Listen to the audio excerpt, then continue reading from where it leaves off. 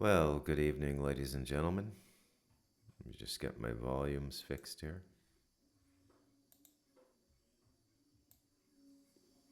Hello, hello. Yeah, there we go.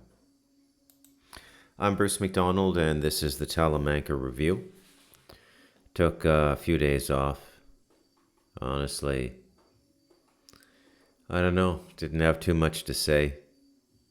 Just sort of digesting um, my little trip to Panama and some other things. You start to think and exist a lot differently when you live the way I do. And just something like going to somewhere else can be a lot to think about, which is kind of interesting. I used to bop around all the time when I was a younger man. Fly here, fly there, go work here for 6 months, and, stuff like that. It was nice. I enjoyed it. Well, I'm trying to, I guess you could say, get a handle on what's going on here. And I can rightly say that I don't know. However, I just find that with each passing day, the weight of the unknown becomes heavier. And I don't know why that is. Just the weight of the unknown makes it heavier somehow. I'm not even sure what that unknown could be. What kind of an unknown we're talking about here. It's just that, I don't think we've seen this much turbulence in the world for quite some time. And it seems to be happening all to one player.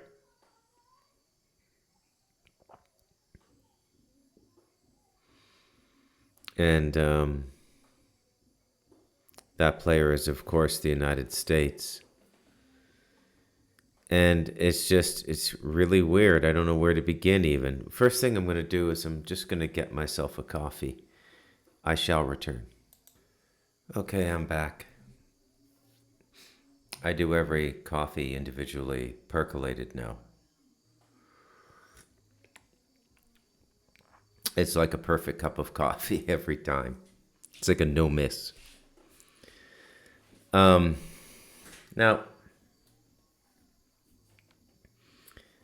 I'm going to try and give you a context tonight that, well, how would I put it? The context is for you to think. So sometimes, like, I can give you a context and I can give you details, and sometimes I can give you the whole answer if I know what the whole answer is. And sometimes we just sort of think it out together or reason it out together or try to perceive it together. And this is one of those instances. So friends, Romans, countrymen, lend me your ears. Okay, this is a really perfectly suited topic for a Gen X. Okay, so I'm like early Gen X, born in 66. And it allowed me to see certain cycles and turnings in the world that at the time seemed pretty dramatic. In hindsight, not that dramatic at all, actually. Okay, so being born in 66, that means that, let's say that the whole Soviet enterprise started coming apart in 1988, and it was done, completely surrendered and disassembled to the satisfaction of the West in 1992. So that means that all of this was going on from 22 to 26 for me. It was a very interesting time to be alive. That was right around the time I was in university. That was the time I was in university getting my journalism degree, by the way. I went back to university as a mature student. I didn't go right after high school.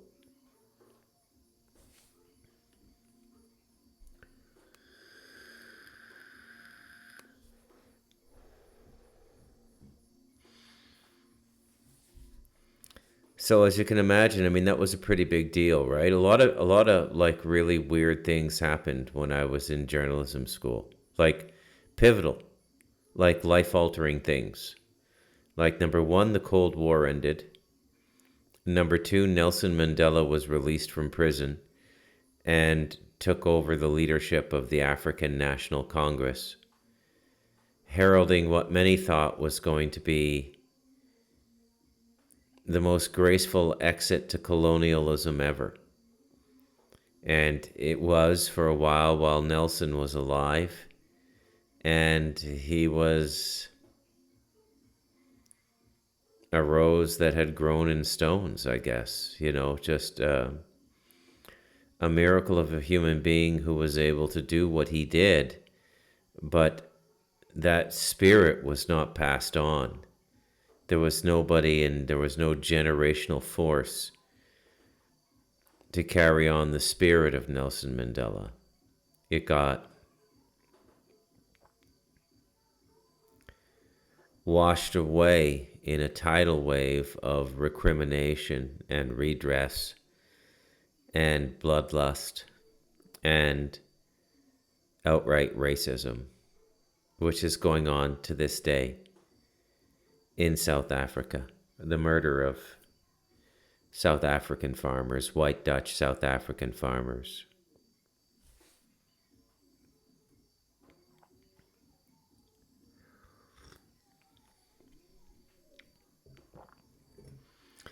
So that's a pretty big thing to happen, while I was in university, for the Berlin Wall to come down, for the whole trappings of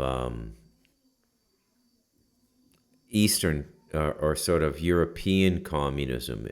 The European flirtation with communism was over. And everybody was supposed to be brought into the fold of the Western system. Okay, that's the way it was supposed to work.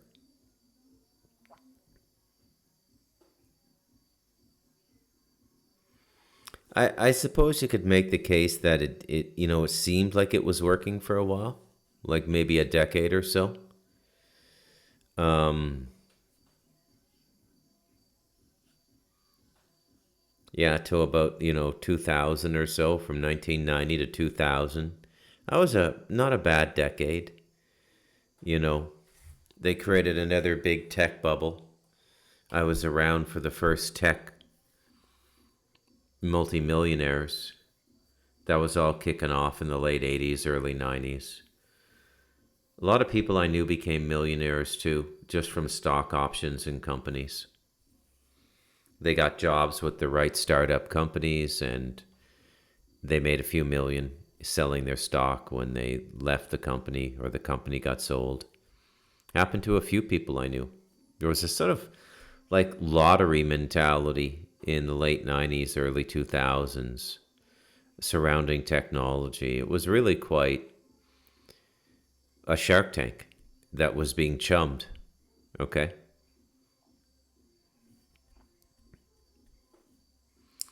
Yeah, I remember all of these things like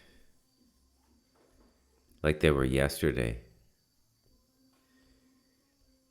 I remember Taiwan so well from 92 to 94. Clinton came in. Anyways, why am I waxing on about all of this stuff, okay? I told you I was going to give you a context, so let me stay on track here. So one of the very first things we did when we won the Cold War and the Soviet Union folded up, one of the very first things we did was to start tearing down international barriers to open trade. So you gotta understand there was, and there always has been for the most part, ever since America won. Now, before America won, it was different. There was more of a balance in the world. It's like the very existence of a communist system that could take over any day. Not as though there was fermenting communist revolutionary spirit in the streets of Western cities. There never really was. There were communist sympathizers, there were Communist Party members in Canada, in the United States, people who very much believed in that, ideological zealots to this cause of socialism or communism.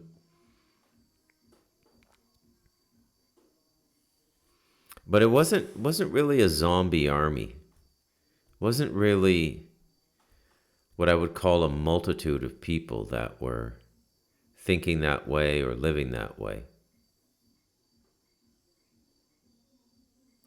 But what communism did, and what the Eastern Bloc, the United Soviet USSR, United Soviet Socialist Republics, what they did was they balanced the world. It's like capitalism could only go so far with that system in the world, and communism could only go so far. It's kind of like, it's so weird to look back on it now. And what's triggering all of this? Fucking tariffs. Tariffs are my bread and butter. Okay? For those of you who've read The Devil in Us, you know, this came like right through my bloodline, right? Like right through my family. You know, my father was an economist with at the time, he was on loan to the Canadian Exporters Association, which was, I guess you could call, a non-governmental organization. And they did most of the drafting of the free trade agreement on the Canadian side, which was just basically accepting what the Americans put forward. And there was a tremendous debate back then. And I remember there was this feeling in my family that I was a communist or something, or I just didn't have my head screwed on right. Right? That journalism degree and that different way of thinking than somebody who was trained to think in the Western economic model, which is, let's be honest, it's predatory. It's predatory capitalism. You're looking for weakness. You're looking for any inefficiency. You're looking to make money selling the parts of a company rather than continuing the company going, because disassembling it and selling the parts will make you the quickest short-term turnaround. You know, they have a name for that. I think that's vulture capitalism. What does a vulture do? Well, it flies way up in the air, and when something dies, it starts to circle, and then it comes down and it picks the meat off the bones. That's what a vulture does. So vulture capitalism is the same thing.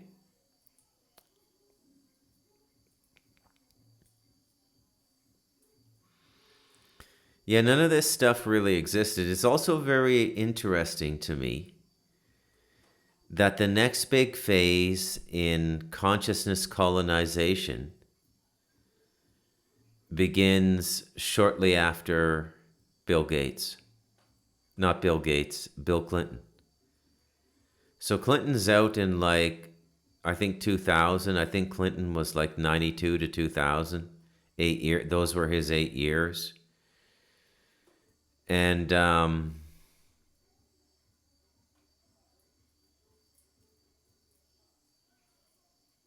it was George Bush Sr. just before Clinton got in. But they were all the same group of people. As we look back on it now, they were all the same sort of group of people.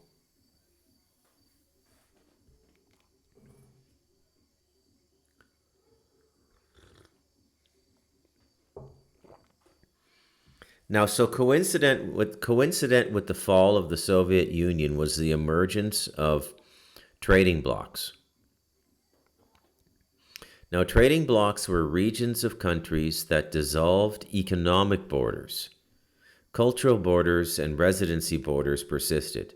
I guess in the European Union, no. I mean, once you had the EU passport, you could go anywhere in the EU. But I don't think there were a lot of people bopping around from country to country. I mean, a little bit, but not huge numbers, right?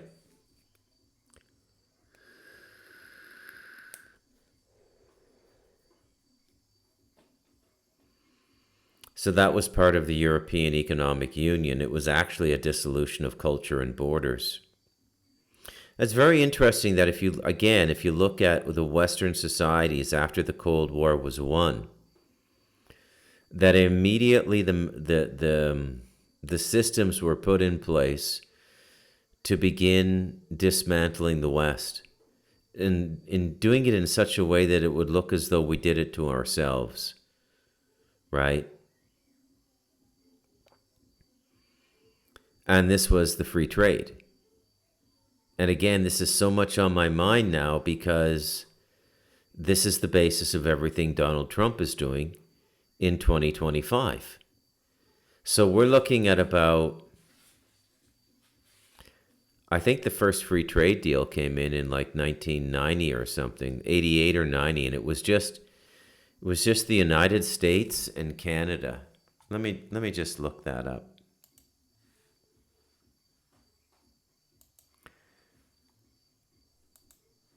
When was the first free trade deal between Canada and the United States?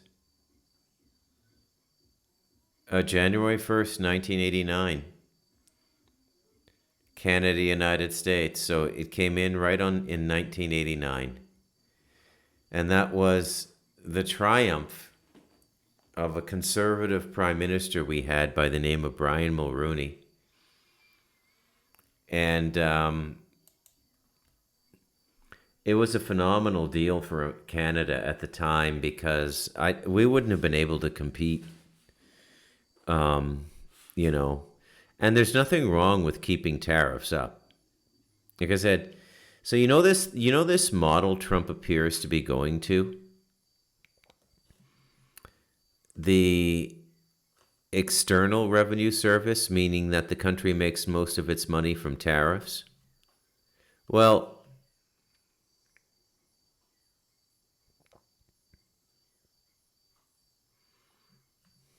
that is exactly the way Costa Rica lives now.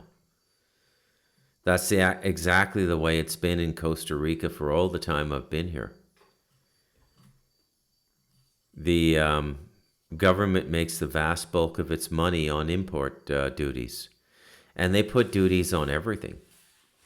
Now, generally, duties are put on things that you don't make in your own country. I mean, so you could say in a sense that, you could do this to any country now, and I'll do it to Canada after I do it to Costa Rica. In a sense, Costa Rica double taxes you. And there's a lot of countries in on this double tax thing now. Okay, so an example of double taxation is you're going to pay a harmonized sales tax in Costa Rica on anything significant that you buy. They just brought it in about a year ago. So it's a 13% harmonized sales tax. Okay, and it's on any good or service. Just like all the European, Canadian, and American harmonized sales taxes. They're usually federal, the HSTs. Okay? And the harmonized sales tax in Canada is also 13%. So that means that the government is not allowing you to buy something without taking a percentage for themselves. I mean, people don't stop and think about the enormity of what an economy is. They don't stop and think about the simplest of questions that we're trying to get answers to now. How is it that a government could require an annual budget of $7 trillion when $7 trillion is in excess of the gross domestic product of 99% of the countries on the planet now? And that's what the US federal annual budget is now. It's about 7 trillion. And people don't realize how much money that is. Okay? If you make $50,000 a year, let's say you start working in 1972, you work for 30 years, so you retire in 2002, and you made on average $50,000 a year. Okay? So that means that in all the time you worked, you made $1.5 million or thereabouts. $50,000 a year for 10 years would be 500,000 times 15 would be 1.5 times 30 would be, you made about $3 million life of your career. $3 million.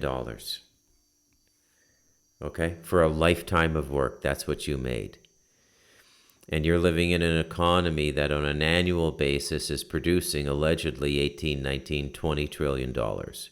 That's what they say the US economy is now. But I don't know how many of these numbers you can trust anymore. What was the size of the United States' economy, its gross domestic product in 2024? Get out of here. In 2024, the United States' economy, measured by its gross domestic product, reached approximately 28.18 trillion. Holy spumoli. All right, so that is a huge productivity.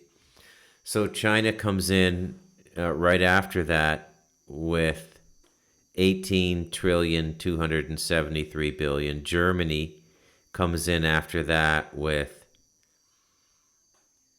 4.7 trillion. Holy shit. Japan with 4.0 trillion, 4.07 trillion. Like, it is amazing how big the United States economy is still. Begging the question, where is all this money going? Holy shit. I hope they get off the planet pretty soon. The entirety of India, which is 1.5 billion people, for 2024 was 3.889 trillion. United Kingdom, 3.5 trillion. France, 3.174 trillion. Italy, 2.376 trillion. Canada, 2.214 trillion. Brazil, 2.188 trillion. Russia, 2.184 trillion. Ahead of South Korea. That's because of all the resources that Russia has. Do you know what the largest number of foreign soldiers to die fighting for Russia? What ethnicity? It's South Koreans. Was I not under the impression that South Korea was an ally of the United States? Anyways, where am I going with all of this? Well, 167 trillion. And you've got an annual, I think you've got a debt now of like a visible debt of 35 trillion. But that's just like, I think, bondholders and stuff like that. I think that's just like how much you owe to foreign lenders. There's other measures of debt that would vastly increase the $35 trillion. And these are the promised deliverables. The social safety net. Social Security, Medicare, rent support, food stamps, all of the things that go into allowing people to exist and live beyond their worth or productivity. Very interesting.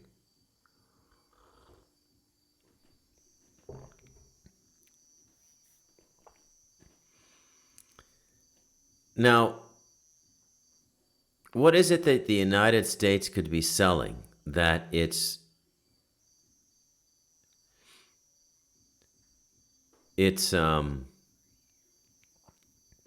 GDP is still 33% or actually 50% beyond the Chinese economy? Theirs is 18. United States is 29. So 18 and 9, it's actually, it's more like 54% bigger than the Chinese economy. And the next even closest economy drops down to 4.710 trillion, and that's Germany. And Germany's coming in with about 90 million people, 70 or 90 million people. China's coming in with however many people they're coming in with. But anyways, here's my point. I knew from the outset that free trade was a bad idea, and I was the only dissenting voice in my family. And I reasoned it as such. If you continue to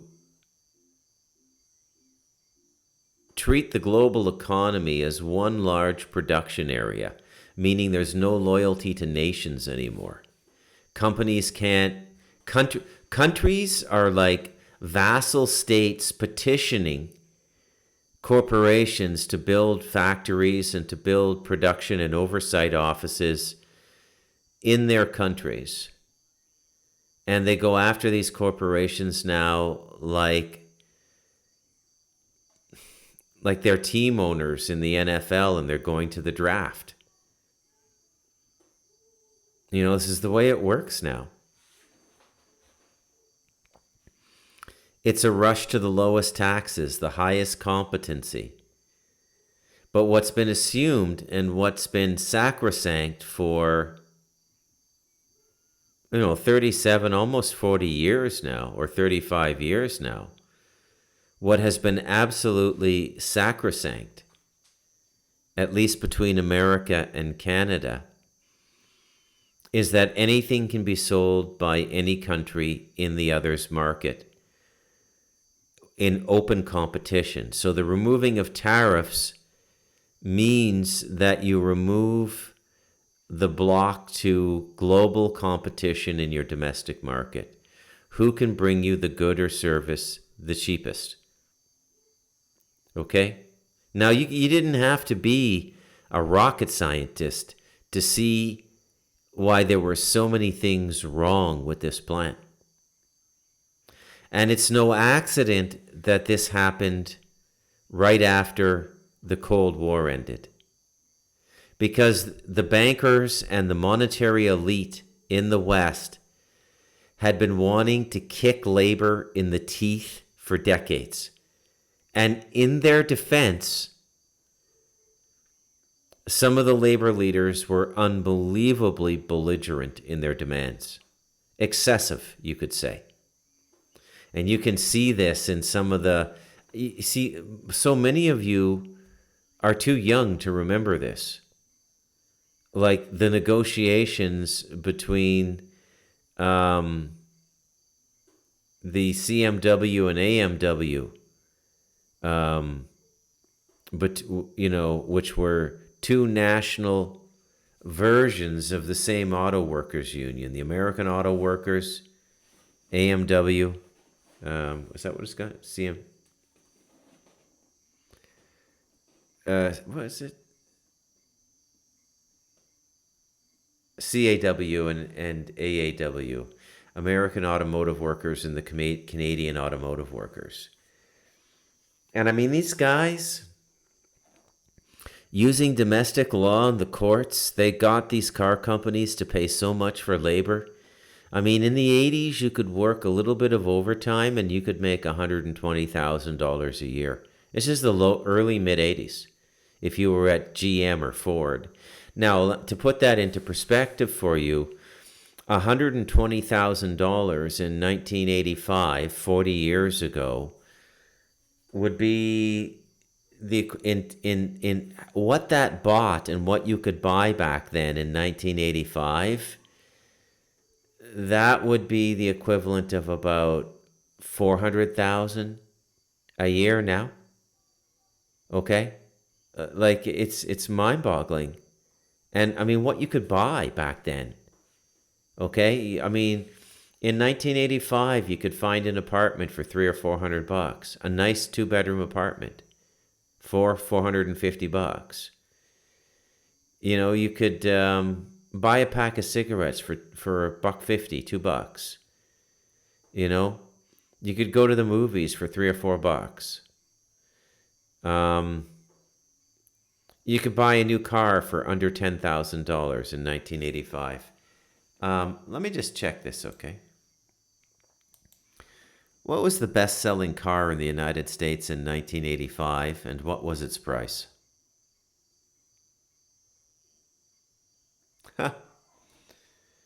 So the best-selling car in 1985 was a Chevrolet Cavalier.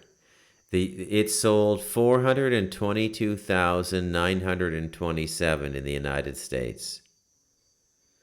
And the base model price was $6,632, 1985. Okay? So, let me just, I got to follow through, obviously. It's an economics show tonight, but I'm trying to give you a context to understand how weird what Trump is doing is. I'm just presenting my case now, and I'll wrap up. And I'm getting my legs back as a podcaster. If you miss a single day, it's kind of like running. It's just if you take 2-3 days off, you got to build your stamina up again to get up to 2 kilometers. How much does a Chevy Cavalier cost in 2020? Oh, hang on a sec. How much does a Chevrolet Cavalier cost in 2024? Cut the shit.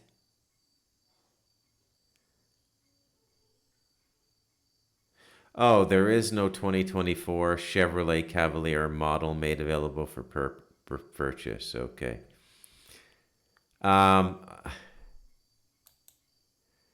What's the price of a mid-size Chevrolet sedan in 2024? So the Malibu mid-size sedan has a standard MSRP of $26,195. So that's 4.5 times the 6,000 for 1985. And there's another model they have that starts at $32,595. Okay? So there you go. So it was an enormous amount of money. And I guess what I'm saying is, here we are, and it's like, I mean, if you go with the 1992 clock for the end of the Cold War, like they're not kidding. Russia has gone into chaos, and I mean, they were in a decade of chaos after the end of the Cold War. A lot of companies went in there and sort of looted them pennies on the dollar. They didn't really understand how to operate in the international market. And a lot of unscrupulous people went into Russia and made deals with unscrupulous regional governmental power for resources and companies that were state-owned. So it was a feeding frenzy for the Politburo types. They were getting their suitcases of cash and selling off Russia's resources. And then that all went fine and dandy under Boris Yeltsin, who was after Mikhail Gorbachev. And then Putin came in and he stopped it all. He stopped the looting of Russia. Okay? and Russia was being looted. You can't, there's a lot of people say a lot of nasty things about the Russian people, but I don't understand why they say those things. I really don't. I mean, the Russian people are, oh, they've been through a lot, and they're very stoic people, very, very stoic people. So the end of the Cold War launches regional trading blocs. It launches the European Union. So what you see is these capitalists, that system they offered us in the 60s, 70s, and 80s, when I was growing up, that was their ideal capitalism. That was the capitalism they offered us when there were options for governance on the international stage, when they had competition. Now, when you invite other countries to trade openly with you, you take away all trade barriers. A lot of things going to happen to your economy, okay? Number one, a lot of it, one thing, not number one, but one thing is a lot of it might not be very good for your security. So, for example, if you can import food more cheaply than your domestic farmers can make it, why would you not import food and sack all your farmers? Well, because then you're dependent on imports for your food supply, which is a strategic vulnerability.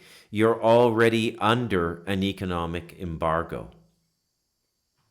Okay, and you'd be amazed how many countries have done this.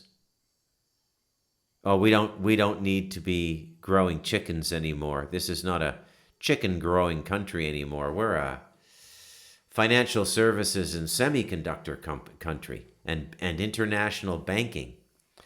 We'll let them process the chickens. This sort of thing.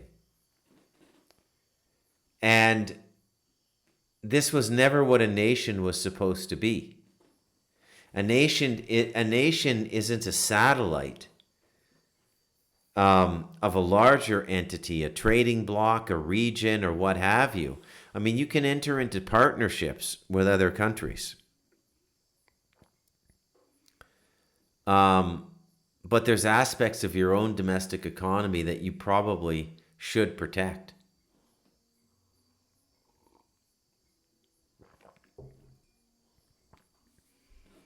And so what I'm saying is I'm not sure that free trade was done the best way it can be done.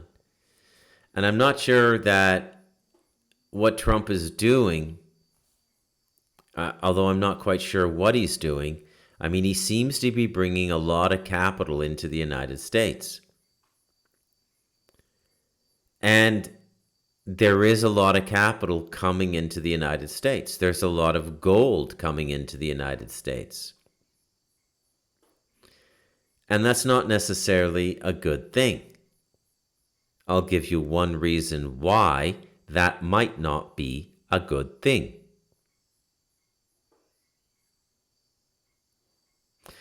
Generally, people look to store their valuables in a secure place at times when the world doesn't seem that secure.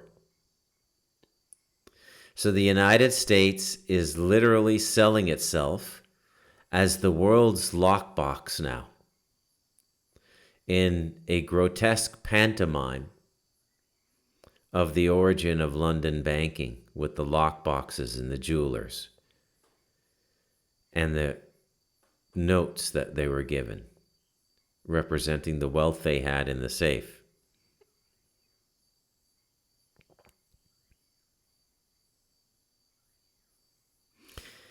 This whole thing's been a shell game since the end of the Cold War. It was always meant to do this in 33 years or less. 2025 was the year. Looking back on it now. Sorry, that's about 30 33 years. 1992 to 2025. 33 years. And what they've done now is they've created nations so compromised in terms of their own national identity, meaning that they can't even stand as nations anymore. A nation is, at the end of the day, a group of people who speak the same language, live within the same borders, and share the administrative and social and justice cost of their union. Okay? And generally, although this isn't the norm anymore, and they seem to be trying to end this, but generally this is coupled with anywhere from 1 to 500 years to 1,000 years, or in the case of China, 6,000 or 7,000 years of collective memory that you can call culture. Okay? That's what a nation is. So China is a nation. It's a nation with a profound collective culture, the Chinese culture, encompassing many languages and many peoples.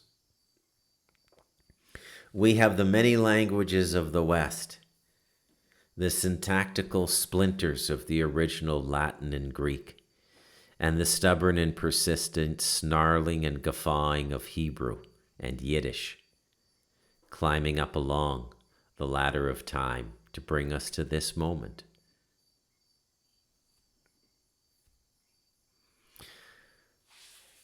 We live in an age of absolute irony, that ironic mirror I talk about on the Talamanca Review so often. We have a prime minister in Canada in the form and name of Justin Trudeau, whose stated mandate was the creation of a post-national structure in Canada and the replacement or evisceration of what he called old stock Canadians, meaning people with that collective 200 or 300 years of memory from emigrating in the late 1700s or the late 1600s and living in Canada for 320 or 220 years or 230 years. Doesn't want anything to do with it. This very same guy is now the champion of Canada when the big bad wolf of Donald Trump comes. So suddenly Mr. Post-National Entity is retreating to a national entity defined by values, common history, and it's all just complete nonsense. His culture is sex change operations and teaching sodomy to children in the first grade and up. Sodomy. Okay? Openly taught in our school system. You know? And I'm not trying to go all biblical on you there. Sodomy. But that, as I've said on this show before, that's an extremely unhealthy act that produces sickness in people. And the body's not supposed to do that. But we're teaching it to our children in grade 1.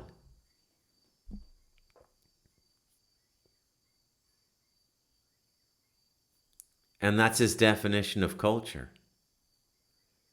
This insane fetish with women in power, and then we hear from his 9 years in Ottawa that he treated women in power in his own cabinet like absolute shit. Really, at the end of the day, one of the biggest misogynists or woman haters ever to occupy the Canadian Parliament. 2 or 3 women left high-ranking positions in his government, telling what it was like to work for him. And it's the literal and diametric opposite of a feminist. They report a psychotic rage in him when he doesn't get his way. That doesn't surprise me, knowing what I know about how he was raised. I mean, he's basically an MK Ultra baby. This stuff, look, Dr. Ewan McGregor, McGill University Hospital, the declared beginning of the MK Ultra mind control studies conducted by the CIA in a Canadian university hospital in Montreal, in the French province. And they did to get their subjects, they snatched people off the street in Canada. This has gone through court. They really did this. And put them through these programs, mind control programs. The Trudeau family comes from Montreal. Trudeau was all connected with these kinds of people way back then. This is considered the chic and powerful thing to do. In certain circles, putting your children through these programs and having them sexually abused as infants is an initiation into the good life, into the power broker's life. This is how these people think. This is why there's so much weird interconnectedness between them that you're almost afraid to say it out loud because you don't want people to think you really believe this. But the truth is, yeah, I really do believe this. I really do believe that Justin Trudeau is the biological child of Fidel Castro. In fact, there's no doubt in my mind. I'm 100% certain for me. I can't prove it to you, but for me. It doesn't surprise me at all that Barack Hussein Obama was a CIA baby. And again, the super weird sex, right? Mummy doing porn movies, daddy filming porn movies. Barack Hussein's mom was a porn star, a white woman giving it up in porn. And, at a time when porn wasn't all that popular. There weren't lots of people doing it. They were just what we would call early pioneers. And then his mother was a CIA asset. And here we are in 2025. And we wonder why the country's falling apart. So the irony here is that the United States is really the initiating country of the entire post-Cold War economic plan, which begins with the World Trade Organization, open borders for trade. Now, the leftists try to throw people into the open borders concept. You want to move people as well as materials around as much as possible. I'm not sure that's the best thing to do, and I'm not sure that's really what they meant by open borders when they were discussing free trade and such. But nonetheless, it's come to be interpreted that way in certain political leanings or slants or perspectives, ergo the left.